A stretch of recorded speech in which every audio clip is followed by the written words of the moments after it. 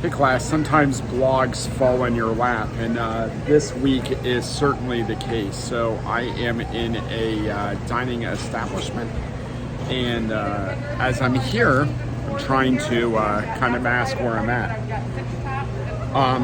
So where I'm at, there is a gentleman who is being very challenging to the staff, and when I say challenging, I mean he's downright being a jerk. And he is treating them with a lack of dignity and a lack of respect in this restaurant right now. And it made me think about this week's discussion when it comes to conflict and negotiation, and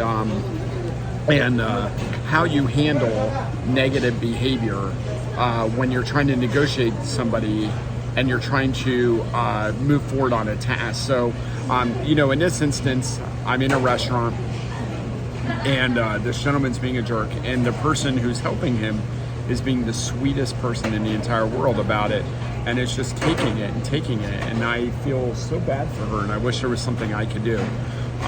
But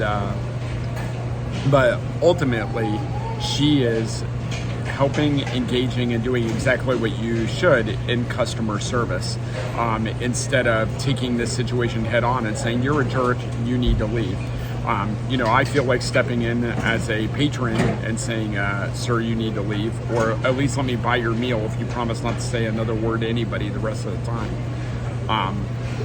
But I will not do that. So bonus question number one is, what do you do if you're trying to negotiate and you're trying to manage conflict and the person is being just a complete jerk, or if they're not listening to reason and they're just nitpicking things like the green beans are not perfect?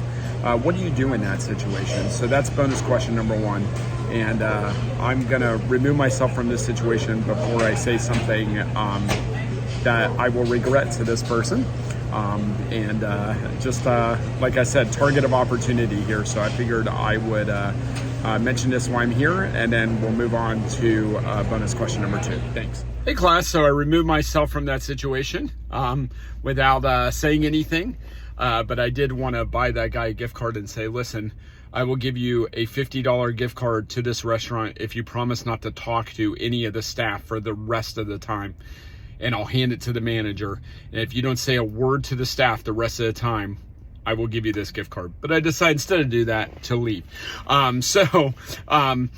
This week, obviously, we're talking about conflict and negotiation, and there's some pretty cool tools in the discussion area for you to look at and you to talk about. I want to give you, several areas of conflict from my personal life, and instead of talking about the examples, I want to talk about afterwards.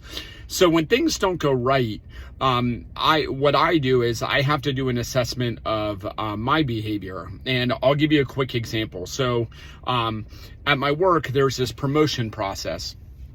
And in the course of this promotion process, committee looks at your stuff. Well, I'm the one who forms the committee. Somebody did not like the committee they were on, or the committee that was assigned to them, and they tried to get me to change it. Well, the committees have been out for 6 months, and they didn't have the opportunity to change the committee at this point. It was a couple days beforehand. And so what I said to that person was, I said, I'm not engaging in this conversation with you anymore. If you have a problem, you know what the process is, and if you have to file a grievance against me, feel free, go ahead, do it.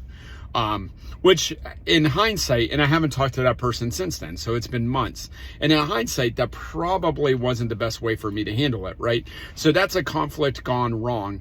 And afterwards, I looked at the exchange. In this instance, it was over text. I was able to analyze my behavior and the other person's behavior and see where I can make improvements. So I guess, and this leads into bonus question number two, is when you have a conflict that goes awry, Do you ever go back afterwards and then try to make changes to make things better? In my case, it's the use of de-escalation and de-escalating words instead of escalating words, like I did. Now I could say this person grates on my nerves. I could say it's frustrating. It doesn't matter. There's no excuse. My boss is fond of saying to me all the time that I should always take the higher road. And in this instance, he is absolutely right. I did not take the higher road in this instance. And honestly, I regret my behavior, so I'm glad I got the opportunity to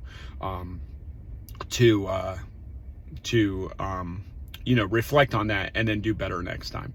So anyway, that is bonus question number 2.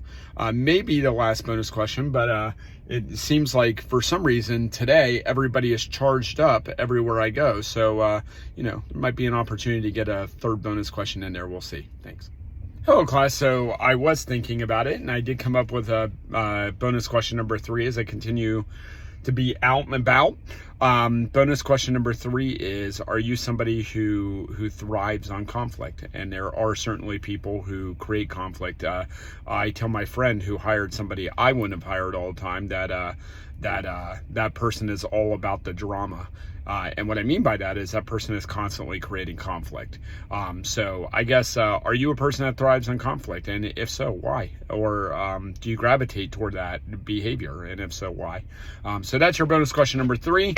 And I'm going to get off my soapbox now and go back to my little hidey hole in the RV and hopefully live a conflict-free existence for the remainder of this week. So thank you, class, for all your engagement with these as always, and I'm praying for you. Thank you.